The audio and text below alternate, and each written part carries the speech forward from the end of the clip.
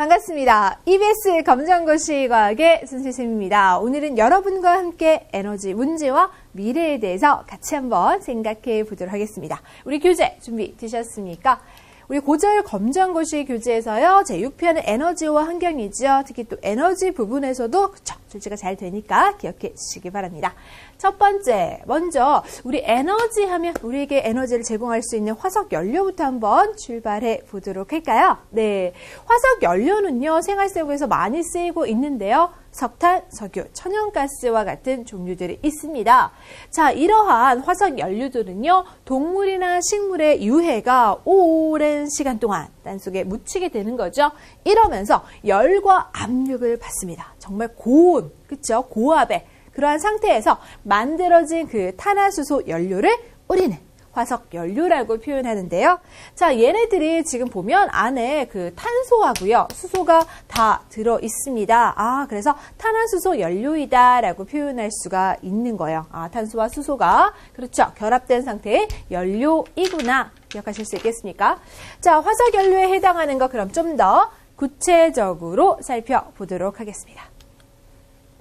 먼저 석탄부터 우리 같이 한번 살펴볼 건데요. 석탄 하면요, 자, 지질시대부터 그쵸, 온난다습한, 그러니까 따뜻하고 습기가 많은 그러한 환경의 식물들이 퇴적되면서 오랜 시간 또 열과 압력을 받게 됩니다. 그러면서 생성된 것이 바로 석탄인데요. 여기서 온난다습한 환경 하니까 그쵸?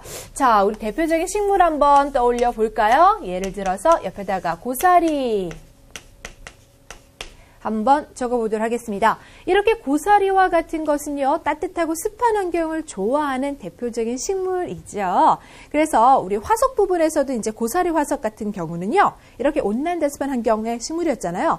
오랜 시간 동안 열과 압력을 받아서, 그쵸, 그 주변에, 고사리 화석이 있는 그 주변에는 또 이러한 과정에서 만들어진, 그렇습니다, 바로 석탄이 매장되어 있는 경우가 있습니다. 그래서 우리가 화석 연구를 하면서 이렇게 지하 자원이 매장되어 있는 것도 찾을 수 있다라는 것도 알 수가 있는 겁니다. 기억하시겠습니까? 자, 그 다음 석탄화 과정에 대해서 좀 더 구체적으로 볼게요. 이 석탄화 과정이라는 것은 오랜 시간 동안에 이러한 온난다습한 환경의 식물들이 퇴적되었을 때, 열과 압력을 받았을 때 그 과정에서 불순물이라든지 휘발성 물질들이 이렇게 제거되는 거예요. 네, 휘발성 물질도 쉽게 또 날아났겠죠, 그렇죠? 자, 이렇게 제거되고 뭐가 탄소가, 자, 원소기호 한번 써볼까요? C, 대문자로 표현하시는 거 알죠? 이 탄소가 남아서 석탄을 형성할 수 있는 거구나 라고 기억하시면 되는데요. 이때 우리 석탄에서요, 그쵸? 종류들 좀 더 구체적으로 이렇게 나눌 수가 있거든요. 네, 그러한 종류들을 나눌 때, 자, 탄소 함량이 좀 많을수록, 이 탄소의 함량이 많을수록 발열량이 크다. 그 말은 바로 에너지 발생량이 크다. 이 말이겠죠? 그쵸? 효율적이겠네요. 자, 이런 식으로 우리가 또 석탄을 나눌 수도 있습니다.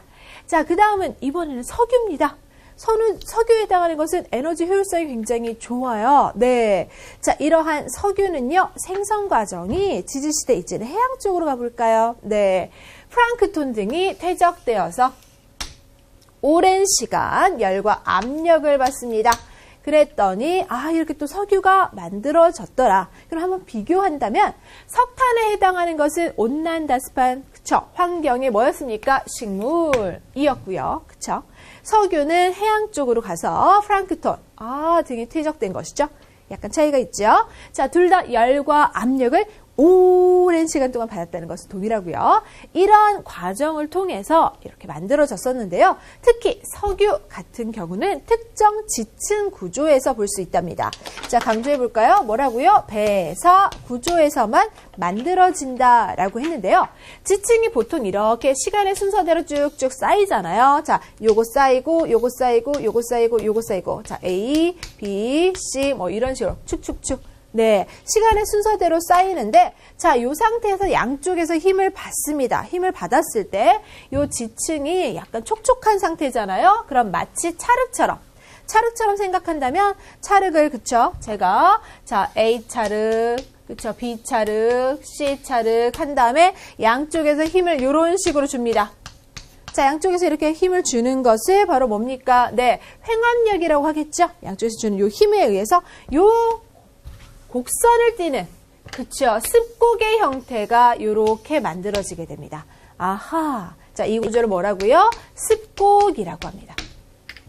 약간 촉촉한, 네, 그러한, 네, 찰흙과 같은 종류에서는 이렇게 네, 곡선 형태로, 모습이 나타나는 거, 이걸 습곡이라고 하는데요. 이 중에서도 약간 지금 보시면 이렇게 올라가 있는 구조 보이시죠? 네, 이쪽은 뭐라고 불러준다?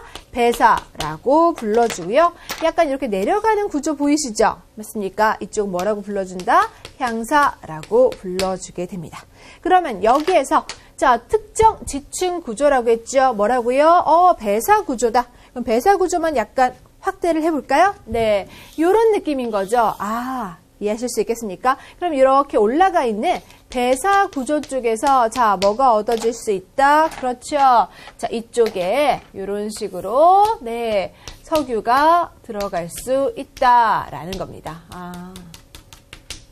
여기에서 이렇게 석유가 형성이 되더라. 됐나요? 여기서 생성되더라. 라고 기억하시면 되겠죠? 자, 그 다음 또 특징입니다. 석유에 해당하는 것은요, 우리 맨 처음 이제 원유 상태에서 이것을 다시 한 번 더 깨끗하게, 그쵸? 각각 필요한 연료 종류별로 나눠서 해주는 정류시설 사용하면요, 등류, 경류, 중류 이런 식으로 나눌 수가 있습니다. 아스팔트 찌꺼기까지도, 그쵸? 네, 이런 식으로 우리가 또 생활 속에서 활용을 하잖아요. 네, 도로에 깔아주잖아요. 아스팔트 찌꺼기들, 그쵸? 자, 요렇게 나눠주는 것은 무슨 차이를 이용한 것이다? 끓는 점 차이를 이용한 겁니다. 끓는 점 차이를 이용해서 분별 증류를 하게 됩니다. 이렇게 나누게 되면 등류, 경류, 중류 이런 식으로 나눠질 수 있다라는 거겠죠. 맞습니까? 네. 자, 이렇게 석유에 대해서도 같이 한번 생각을 해봤습니다. 석탄과 석유에 해당하는 거. 자, 요것을 뭐라고 했더라? 그쵸? 화석 연료라고 말씀을 드렸고요. 공통점, 탄화수소로 이루어져 있습니다. 자, 그러면 기출문제 분석을 통해서 확실하게 점검해 보도록 하겠습니다. 2014년도 1회 문제인데요. 화석 연료에 대한 설명으로 보기에서 옳은 것만을 모두 고른 것은 하고 있습니다. 주성분은 질소와 탄소라고 되어 있는데요. 우리 화석 연료 강조했을 때 제가 뭐라고 했습니까? 탄화수소라는 표현을 썼습니다. 그 말은 탄소와 수소로 이루어졌다라는 것인데 여기서 질소 그러면 잘못된 거죠. 탄소와 뭐가 있어야 되니까? 수소가 있어야 되니까 틀린 글자 바꿔주시면 되겠죠. 됐나요? 또한 화석 연료는 또 이것을 연소시켰을 때 환경 오염을 유발시킬 수 있는 물질들이 나오게 되죠. 따라서 이 말은 맞는 말이다. 자, 난방에도 이용되고 있습니다. 석유, 그쵸, 석탄 이렇게 난방으로도 이용되기도 하고요. 또는 교통수단, 우리 자동차, 그쵸, 연료로도 또 활용되잖아요. 우리 석유, 맞습니까? 분별 증류해서 나눠서 또 쓰죠. 맞나요? 자, 이런 식으로 네. 우리가 니은 디귿은 옳은 표현이다 라고 찾으실 수가 있었습니다.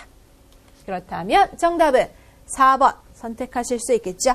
이렇게 화석 연료에 해당하는 문제가 자 2014년도 1회 출제가 되었는데요. 이것에 이어서 자 이외에도 역시 화석 연료와 관계된 문제가 등장하고 있어요. 자, 문제 한번 확인해 볼까요? 다음 설명에 해당하지 않는 것은 하고 묻고 있습니다. 설명 한번 읽어볼게요. 비재생 에너지다. 안을 빗자죠? 재생되지 않는다는 거예요. 자, 그럼 비재생 에너지들 많으니까 그 중에서 또 다른 거 한번 생각해 봐야 되겠죠? 오랜 기간에 걸쳐서 만들어진다. 오랜 기간 동안 열과 압력을 받아서 만들어지는 거, 그쵸? 바로 화석 연료. 요거 지금 얘기하려고 하는 거구나.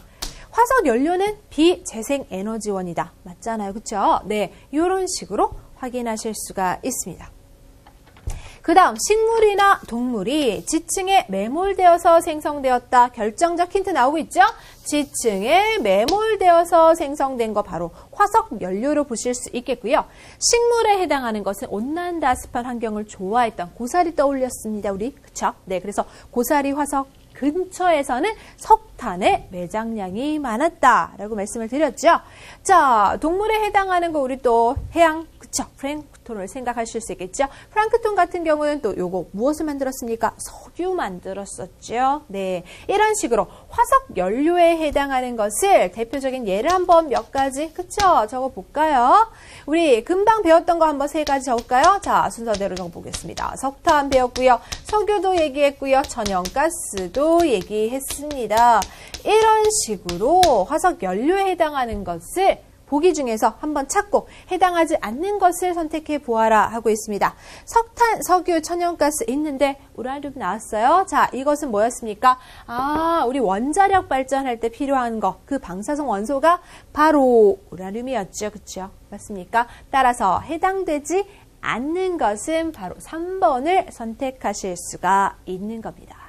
기억하실 수 있겠습니까? 이렇게 화석 연료와 관계된 문제가 1회에 걸쳐서 2회에도 출제되었기 때문에 여러분도 기본적으로 화석 연료가 어떤 특징을 가지고 있는지 정도는 아셔야겠지요.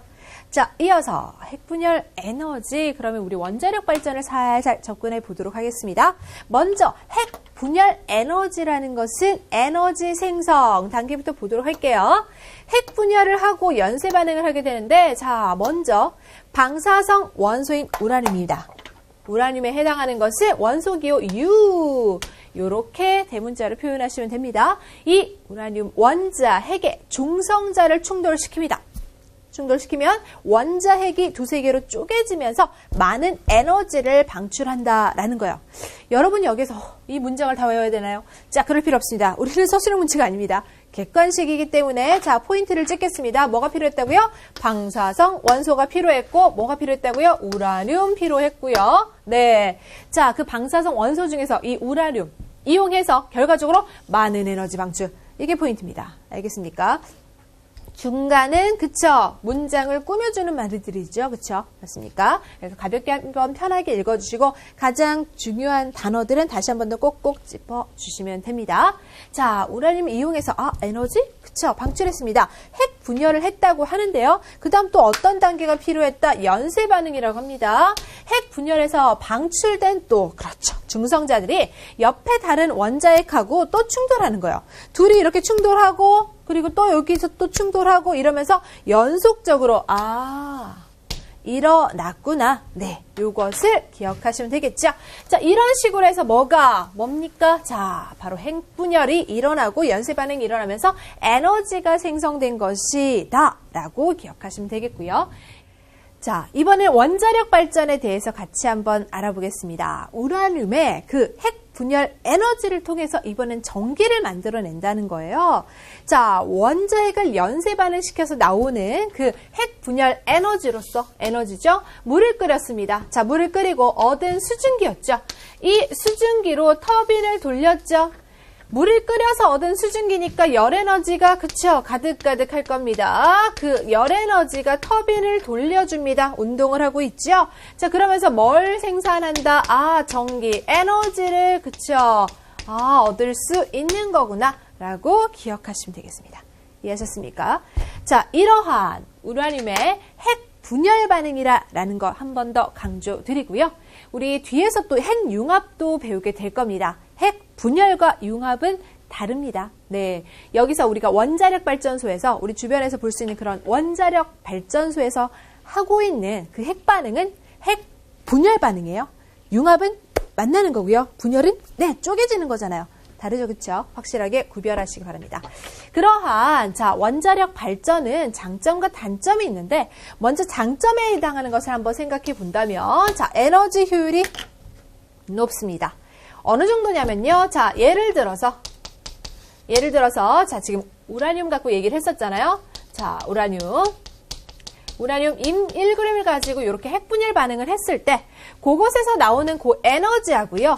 석탄을 3톤 정도, 그렇죠, 연소시켰을 때 나오는 그 에너지가 어떻다? 같다라고 합니다. 그러면 우라늄 같은 경우는 1g만 있어도 되는데 석탄은 3톤입니다. 엄청나죠? 그럼 상대적으로 적은 양 가지고 동일한 에너지를 발생시킨 거니까 에너지 효율이 높다라고 볼 수가 있겠죠? 그러니까 상대적으로 단가가 싸다라고도 표현할 수 있고요. 또 핵 분열 반응이기 때문에 이산화탄소나 질소산화물이 거의 발생하지 않는다는 점도 굉장한 또 장점으로 보실 수가 있습니다. 그 다음 단점에 해당하는 것은 화석 연료보다 오래 사용할 수는 있어요. 자, 그러나 이것도 역시 무엇이다? 고갈될 에너지입니다. 고갈될 에너지다. 무슨 말이죠? 우리가 뭐가 필요했어요? 요 반응 하려면 핵 분열 반응할 때 방사성 원소인 우라늄이 필요했었잖아요. 이 우라늄에 해당하는 것의 매장량이 그쵸 한정적이죠. 매장하고 있는 장소도 한정적이고 요 매장량도 한정이다. 한정되어 있다. 그러니까 결국은 얘도 고갈될 에너지다라는 겁니다. 자, 또한 결정적이죠. 방사능 유출 사고 있습니다. 이것도 인체 환경에 위협을 줄 수가 있다는 점. 그렇죠? 그리고 또 뭐 방사성 폐기물 문제도 발생되고 있죠. 그때 또 사용한 폐기물에 해당하는 것을 또 어디에다가 이제 매립했다라고 해서 거기서 또 유출된다, 위험성이 있다, 뭐 이런 거 가끔씩 이제 뉴스에서 나옵니다. 요것은 단점이라고 보실 수가 있습니다. 자, 원자력 발전에 해당하는 것을 같이 한번 살펴보았습니다. 그렇다면 이번에는요. 새로운 에너지. 자, 그러면 이런 것들 말고 우리 새로운 에너지, 미래에 쭉 쓸 수 있는 에너지 뭐가 있을까? 같이 한번 생각해 봤는데요. 자, 신에너지. 요 새로운 에너지는요. 기존에는 사용하지 않았다. new 이런 거겠죠. 그렇죠? 새로운 에너지를 신기술로 이용하는 에너지다라는 겁니다. 자, 수소 에너지입니다. 그리고 핵융합 에너지예요. 그렇죠? 지금 그러니까 확실하게 차이가 난다는 거 아시겠죠? 이 신에너지는 지금 우리가 개발을 하고 있고 앞으로 미래 에너지로 또 생각하고 있는 거고요. 맞습니까? 거기에 지금 핵융합 들어서 갔습니다. 앞에서 우리가 얘기했던 원자력 발전소에서는 핵분열 반응이었어요. 여기서는 핵융합입니다. 구분하셔야 되겠죠? 다릅니다. 그리고 이거 수소 에너지 같은 경우는요. 굉장한 또 장점이 있습니다. 수소를 얻을 수 있는 물이 어때요? 풍부하죠? 네, 지구를 둘러싸고 있는 물이 또 풍부합니다. 자원 고갈에 염려가 없다, 물 풍부하다 이거죠. 그리고 자, 이러한 장점을 가지고 있긴 한데 단점이 또 있네요. 화합물 자체에서 수소를 분해하는데 많은 에너지가 필요해서 실제로는 사실 이거 에너지 만들어내는데 경제성이 떨어진다는 거예요. 우리가 어떤 연료를 생산할 때 그러한 경제성도 굉장히 중요한 고려 대상이거든요. 맞습니까? 그러니까 화합물, 물 상태에서 여기서 이 수소만 또 그렇죠. 떼어내서 사용하는 게 좀 힘들다. 이 경제성이 낮다라는 겁니다. 하지만 우리가 또 친환경적으로 접근하다 보니까 개발을 계속 노력하고 있긴 합니다. 수소 자동차 연료전지 형태로서 어떤 식으로 또 신기술로 이용하는 게 좋지 않을까라고 하죠. 그렇죠? 수소 자동차. 이런 수소 자동차를 이용하게 되면 그쵸? 환경 오염도 없어지고 좋지 않겠습니까? 그쵸? 아직은 그쵸? 경제성이 좀 낮기 때문에 고가를 만들어 놨는데 사람들이 이걸 많이 타려면 또 힘드니까. 자, 이렇게 해서 개발 단계이긴 합니다. 그리고 일부 또 이제 만들어진 부분들이 있는데 실용화되기에는 아직은 그쵸? 약간 좀 더 고려 대상들이 있긴 하죠. 자, 그 다음 핵융합 에너지에 대해서 생각해 보겠습니다. 원료의 고갈 염려가 없다. 왜요? 이거는 융합이에요. 융합할 때 또 발생 에너지가 매우 큽니다. 어떤 느낌이냐면요. 자, 여기에서는요. 핵융합 에너지. 우리 수소 같은 거 있잖아요. 이러한 수소 원자 핵에다가 그쵸? 반응을 통해서 무엇으로? 헬륨처럼. 이러한 수소 원자 핵을 가지고 반응을 통해서 헬륨과 같은 그쵸? 좀 더 큰 물질들을 지금 만들어낸다. 이러한 과정에서 질량 차이가 나거든요. 그 질량 감소된 걸 가지고 에너지로 발생시킨다라는 거예요. 이거 뭔가 앞에서 우리 배웠던 것 중에서 떠오르지 않습니까? 그쵸? 우리 태양이 만들어지는 과정에서요. 그쵸? 이 4개의 수소 기억나십니까? 자, 요게 4개의 수소가 헬륨이 되는 과정에서 그 질량 감소로서 에너지가 발생했던 거 기억나십니까? 자, 이렇게 대문자로 한번 써볼까요? 요거 에너지. 요걸 한번 예를 들어서 생각하실 수 있을 것 같아요. 맞습니까? 수소 원자핵에 해당하는 거 4개 가지고 그 다음 헬륨이라는 원자핵을 만들면서 그때 이 질량 결선 부분에 해당하는 것이 에너지로 발생했던 거. 요런 것을 이용한 것이 바로 뭐라고요? 핵융합 에너지구나. 됐나요? 자, 원래 고갈 염료가 없다는 거죠. 발생 에너지 매우 크다는 겁니다. 그런데 이러한 반응을 하기 위해서는 핵융합을 위해서는 초고온의 플라스마 상태라고 이게 필요합니다. 플라스마 상태라는 것은 이 초고온 상태에서 바로 뭡니까? 자, 양이온과 그쵸? 음이온으로 양이온과 음이온으로 분리된 것을 얘기하는 거죠. 됐습니까? 아, 이렇게 양이온과 음이온으로 네, 분리된 이 상태를 플라스마 상태라고 합니다. 아, 물질이 이렇게 초고온 상태에서 이렇게 분리된 플라스마 상태를 만들어야 하므로 사실 실용화가 좀 어렵다. 이걸 실용하기 위해서는요, 네, 그 장치가 필요한데 핵융합, 그쵸? 장치가 필요한데 현재 기술 수준으로는 실용적으로 전기를 생산할 수 없는 거고요. 연구 개발 단계입니다. 됐습니까? 요거는 그쵸? 현재 기술에서는 조금 네, 만들기가 힘들고 있다. 근데 뭐 앞으로 계속 또 연구를 하실 테니까 성과를 이후에는 너 좀 얻어내시지 않을까라고 생각합니다. 그쵸? 자, 핵융합 에너지에 해당하는 거 그리고 앞에서 수소 에너지에 해당하는 것은 뭐라고요? 신에너지입니다. 새로운 에너지다 라고 기억을 하시면 되겠죠? 자, 이어서 이번에는 재생에너지입니다. 자원이 무한대예요. 그리고 계속해서 다시 사용할 수 있다.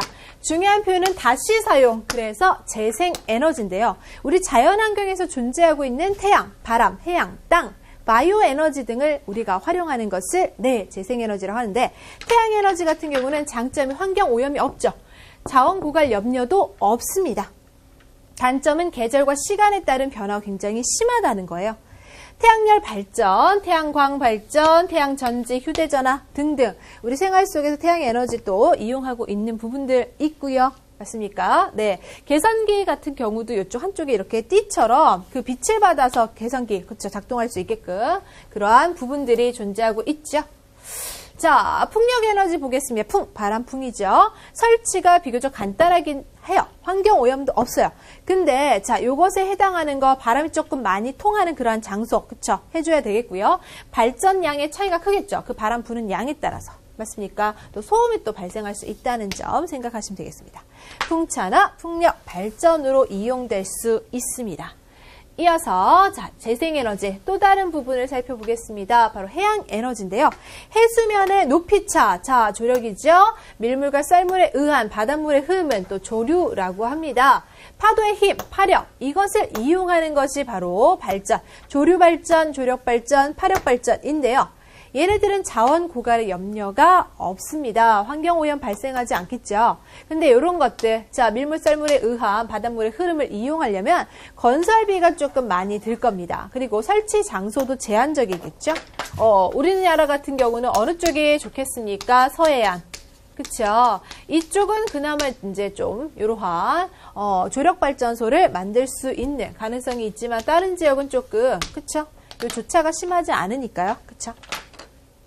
자, 그 다음 지열 에너지입니다. 땅의 에너지인데 좁은 면적에 설치할 수 있다. 장점이죠. 널씨에 관계없이 그쵸 땅 요거 존재하는 거에서 자 지열이 집중되어 있을 때 사용할 수가 있는데 단점이 그래서 아무데나 만들 수 없다는 거예요. 판의 경계나 열점 등 지열이 집중되어 있는 곳에서 네 이러한 지열 발전을 이용할 수 있기 때문에 초기 조사비, 여기 판의 경계인가? 열점이, 그쵸, 여기 있나? 또 설치비가 많이 든다라는 겁니다. 기억하실 수 있겠습니까? 네. 자, 지열 발전, 지열 난방 등에 이용되고 있고요. 자, 우리나라는 사실 판의 경계 부분이 아니잖아요. 좀 힘들겠죠? 네, 저희 아이슬란드라든지, 그쵸? 뉴질랜드라든지, 아이슬란드나 뉴질랜드에 해당하는 정도는 또 지열 에너지 요거 이용하는 경우들도 있거든요. 네. 근데 우리나라는 판의 경계가 아니니까 좀 힘들겠구나. 이렇게 한번 생각해 주시면 되겠고요. 그 다음, 바이오 에너지입니다. 바이오매스, 동식물에 해당하는 유기체를 우리가 바이오매스라고 하는데 이것을 이용해서 바이오 연료라든지 전기 에너지를 생산하는 것을 바이오 에너지라고 합니다.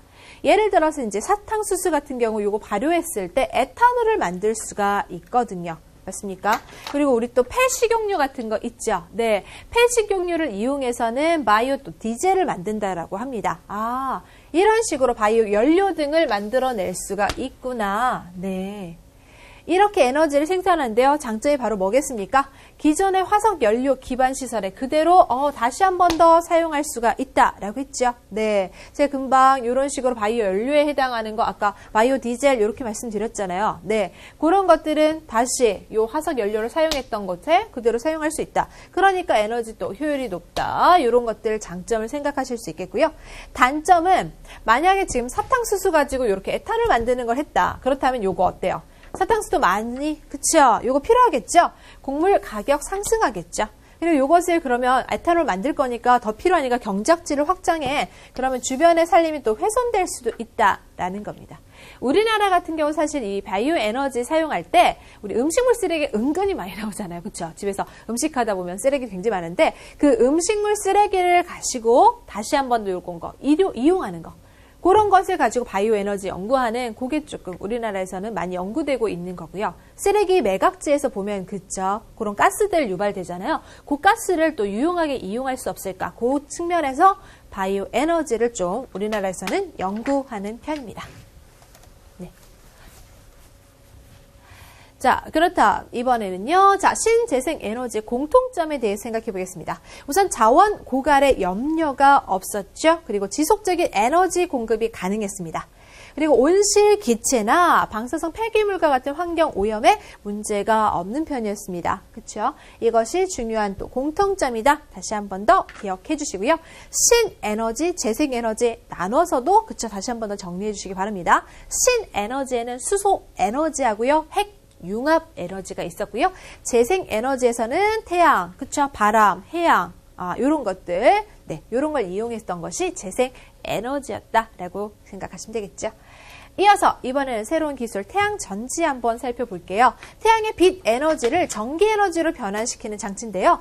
자, 장점은 대기 오염이나 폐기물 발생에 염려가 별로 없다는 겁니다. 단점에 해당하는 건 가격이 좀 높아요. 흐린 날과 밤에는 전기를 생산할 수 없겠죠. 왜요? 얘네들 지금 태양을 이용하고 있으니까 태양이 떠 있는지 안 떠 있는지 그런 날씨에 영향을 받겠네요. 그렇죠? 자, 이용하는 것은 태양 전지 자동차가 있습니다. 태양 전지 또 계산기 그쵸? 있습니다. 계산기 옆에 이런 식으로 띠 들려져 있어 약간 거무튀튀하게 생기고 있죠? 거기서 이제 빛 받아서 이렇게 하는 거예요. 자, 태양 전지 가로등 있어요. 선생님이 양재동 그쪽에 보면 이렇게 양재천 주변에 이렇게 태양 전지 가로등 해가지고 태양 빛을 이렇게 받으려고 이렇게 약간 해바라기 모양으로 만들어 놓은 거 있거든요. 네. 자, 그런 식으로 태양 빛을 이렇게 받아서 네, 낮 동안은 그걸 빛을 받고요. 그걸 전기 에너지로 변환시켜서 밤에는 가로등 빛을 다시 내보내주는 겁니다. 자, 이어서 이번엔 태양전지 원리 한번 보도록 하겠습니다. P형 반도체와 N형 반도체를 접합시켜서 이렇게 만들고 있습니다. 자, 여기 N형, P형 보이시죠? N형에 지금 존재하고 있는, 자, 이거 녹색 알갱이 지금 전자입니다. P형에는 지금 양공 있지요? 자, 이것이 외부 회로를 통해서 전자가 이렇게 이동합니다. 자, 여기 있는 전자가 외부 회로를 통해서 마이너스에서 플러스 이렇게 이동하면서, 네. 돌게 되는 거죠. 자, 이것이 태양 전지의 원리고요. N형, P형 반도체를 접합시켰다라는 사실, 그리고 N형 쪽에 있는 자 전자가 외부 회로를 통해서 P형의 양공 쪽으로 네, 이런 식으로 이동한다. 네, 기억을 해주시면 되겠습니다.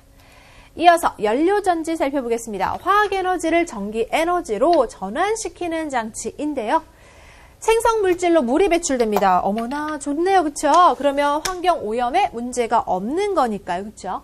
수소를 생산하는데 근데 좀 비용이 많이 드는 편이에요. 그리고 수소 같은 경우는 그쵸? 폭발성의 위험이 좀 있죠.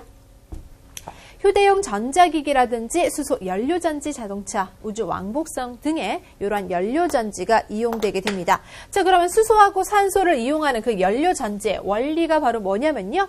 전극에서 수소와 산소의 자 뭡니까? 산화환원 반응. 요것 때문에 전기 에너지가 만들어진다라는 겁니다. 전극에서 수소의 산화에 의해서 떨어진 전자가 산소의 환원에 의해서 사용되기 위해서 도선을 따라 이렇게 이동하면서 자연스럽게 전기 에너지를 발생한다라는 건데요. 그림을 한번 살펴보도록 하겠습니다. 자, 그림 상태에서 지금 연료전지가 언급되고 있습니다. 자, 지금 요 그림인데요. 전체 반응식은 어때요? 지금 수소하고 산소가 만나서 물이 생성된다. 그 과정에서 그쵸? 에너지가 발생된다라는 것입니다. 요거는요, 지금 보시면, 자, 이렇게 수소하고 산소가 발생하면서 물이 생성될 때, 아, 요 반응열, 요걸 지금 이용하는 거구나, 라고 생각하시면 되겠고요. 저쪽에서 지금 마이너스 극 쪽에서는 지금 수소 어때요? 무엇을? 그쵸? 요게 바로 전자입니다. 2라고 써있는 거 전자죠? 자, 전자를 어떻게 하고 있습니까? 원래 수소가 전자를, 그렇죠, 잃어버렸습니다.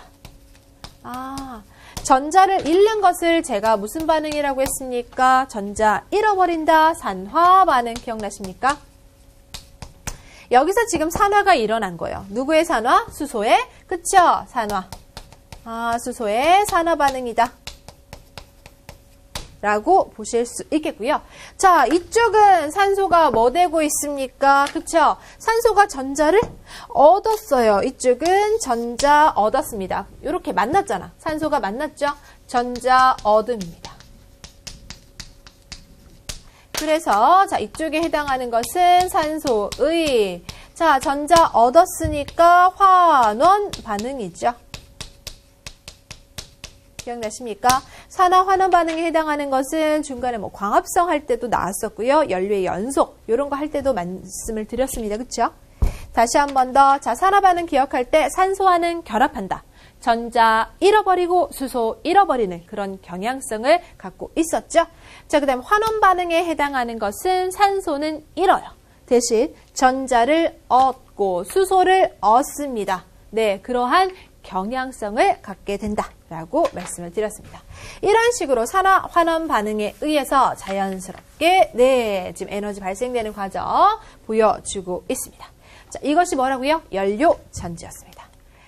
자, 이번에 하이브리드 기술에 대해서 같이 한번 생각해 보겠습니다. 똑똑한 기술이죠. 자, 2가지 이상의 기술을 접목한 것을 하이브리드라고 합니다.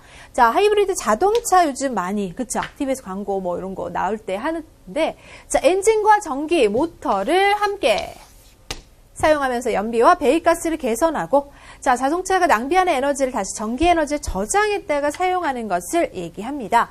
시동을 걸 때는 자, 누가 도와줍니까? 그쵸? 모터가 하고요.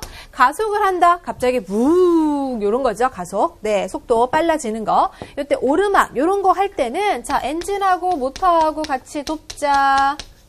이렇게 하고 있습니다. 자, 연비가 우수하겠죠. 맞습니까? 이런 것들은 지금 에너지 효율이 높기 때문에 연비가 우수하다, 좋다라는 표현을 쓰는데, 연비라는 것은 똑같은 기름을 넣었을 때, 자, 얘는 10km 달릴 수 있다. 얘는 20km 달릴 수 있다. 그럼 20km 달린 게 연비가 좋은 거죠. 네, 더 많은 주행거리를 확보할 수 있는 거. 그것을 연비가 좋다라고 합니다.